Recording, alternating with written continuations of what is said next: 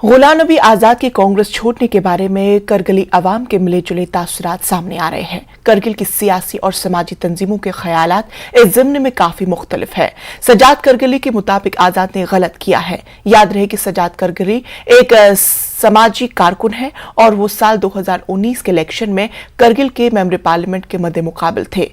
सजाद करगिल की सियासत में बहुत तजुर्बाकार माने जाते हैं, जबकि भारतीय जनता पार्टी के मोहम्मद अली मजाज का कहना है कि अब जम्मू कश्मीर में कांग्रेस जवाल पजीर हो चुकी है और करगिल में तो कांग्रेस का बिल्कुल सफाया हो चुका है। कुछ मजहबी तंजीमों तक ही कांग्रेस महदूद होकर रह चुकी है।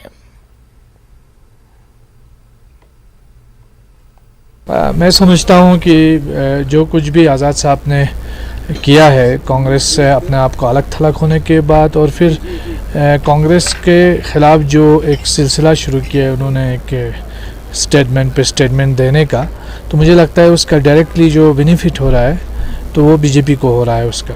और दूसरी बात यह है कि इससे अच्छा होता है कि आज़ाद साहब रिटायरमेंट लेते तो उसकी इमेज भी बरकरार रहती।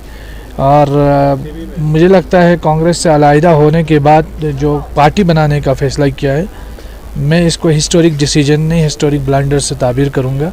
और आज़ाद साहब को ये चीज़ उसके जो एक उसका था एक इमेज थी या फिर उसका जो एक बहुत बड़ा एक स्टेटस था, तो उस हिसाब से मुझे लगता है कि मेरा अपना ज़ाती ख़्याल है कि आज़ाद साहब ने बहुत गलत डिसीजन लिया है।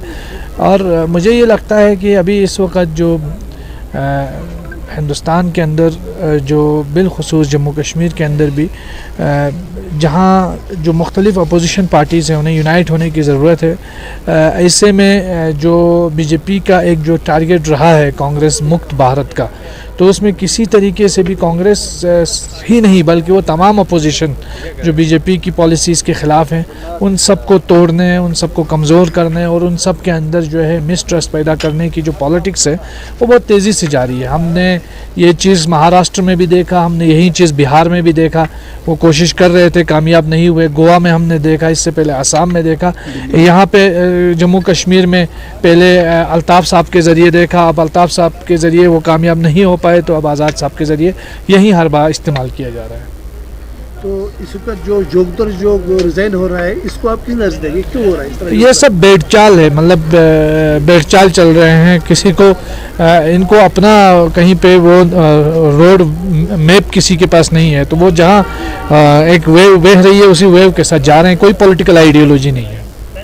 इसका असर नेशनल कॉन्फ्रेंस पे क्या पड़ेगा? जो कश्मीर की नेशनल कॉन्फ्रेंस पे तो मेरा जो ज़ाती ख्याल, नेशनल कॉन्फ्रेंस का एक अलग एक स्टेटस है, अलग उसका अपना कैडर है, तो उस पर कोई असर नहीं पड़ेगा। लेकिन मुझे लगता है कि कांग्रेस के लिए इसका वक्ती तौर पर काफ़ी नुकसान होगा।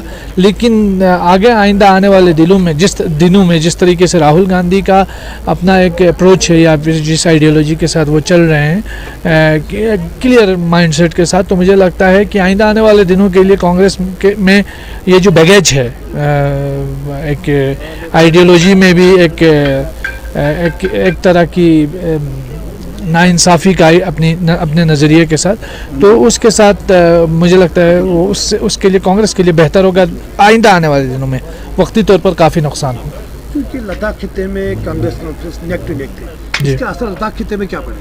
मुझे लगता है कि आज़ाद साहब का कोई इम्पैक्ट जो है लद्दाख खिते में नहीं पड़ेगा, क्योंकि मैं समझता हूँ कि कांग्रेस जो लद्दाख की है वो कांग्रेस हाईकमान के साथ ज़्यादा जुड़ी हुई है। और नेशनल कॉन्फ्रेंस का बहरहाल अपना एक पोजीशन है, अपना एक स्टैंड है, तो नेशनल कॉन्फ्रेंस का तो इस पर दूर दूर तक भी कोई असर नहीं पड़ेगा। तो लद्दाख की कांग्रेस पे कुछ मुझे लगता है इस वक्त लद्दाख के कांग्रेस के लोग हैं या एनसी के लोग हैं, वो सब मिलकर लद्दाख में एक अपनी एग्जिस्टेंस की लड़ाई, आइडेंटिटी की लड़ाई में जुड़े हुए हैं।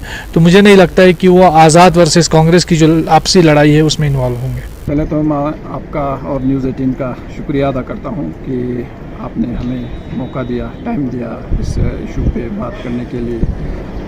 तो आज़ाद साहब की मेरी अपनी पर्सनल ओपिनियन ये है कि जो भी कांग्रेस के अंदर आज़ाद साहब का जो रोल रहा, जो कंट्रीब्यूशन रहा पिछले 22 बरस से, तो कांग्रेस के अंदर जो परिवारवाद उसको आज़ाद साहब ने बिल्कुल एक अच्छी तरह उनको पता चल गया और कांग्रेस में पीढ़ी दर पीढ़ी एक परिवारवाद जारी रहा इसको, और आने वाले टाइम में भी आज़ाद साहब ने एनालाइज किया कि किसी को आगे आने नहीं देगा कांग्रेस। इसी वजह से आज़ाद साहब ने एक अच्छा डिसीजन लिया और कांग्रेस का इस तरह से जो भी दिग्गज, जो भी बड़े बड़े जो लीडर्स हैं, वो एक एक करके सारे साइडलाइन हो रहे हैं। तो मैं ये कहूँगा कि कांग्रेस का तो ये हाल पहले से होने वाला था। इसका असर नेशनल कॉन्फ्रेंस के जम्मू कश्मीर पे क्या पड़ेगा? देखिए, इसका डायरेक्ट असर जो है नेशनल कॉन्फ्रेंस पे पड़ेगा। आने वाले टाइम में मुझे लगता है कि पीडीपी भी जो है वो मार्च हो जाएंगे आज़ाद साहब के साथ ही। तो मेनली ज़्यादा जो नुकसान होगा वो नेशनल कॉन्फ्रेंस को ही होगा। सर, इसके बाद हम जब खिते लद्दाख की बात करेंगे तो कांग्रेस का एक अच्छा खासा मुकाम था, खासकर करगिल के अंदर, लेह के अंदर। आज़ाद की असर से इसका असर करगिल में क्या पड़ेगा और लद्दाख में क्या पड़ेगा, पूरी खिते में क्या पड़ेगा? देखिए, मैं खत्ते में लेह ज़िला के तो मैं बात नहीं कर सकता हूँ, लेकिन कारगिल के अंदर जो यहाँ के कांग्रेस के कुछ लीडर जो है आज़ाद साहब के सहारे चलते थे, उनका तो कमर टूट गया है। तो कारगिल के अंदर अब सिर्फ कांग्रेस के लिए मेंबर और मेहराब के अलावा और कुछ नहीं बचा है सियासत के लिए। और ना कोई आज का, जब तक ये लोग सरकार में रहे पिछले 70 साल से, कोई इनके पास डेवलपमेंटल एक्टिविटीज़ कुछ भी दिखाने को रहा नहीं। अब सिर्फ ये मेंबर और मेहराब का ही इस्तेमाल कर रहे हैं, उसके अलावा इनके पास कुछ भी नहीं बचा है।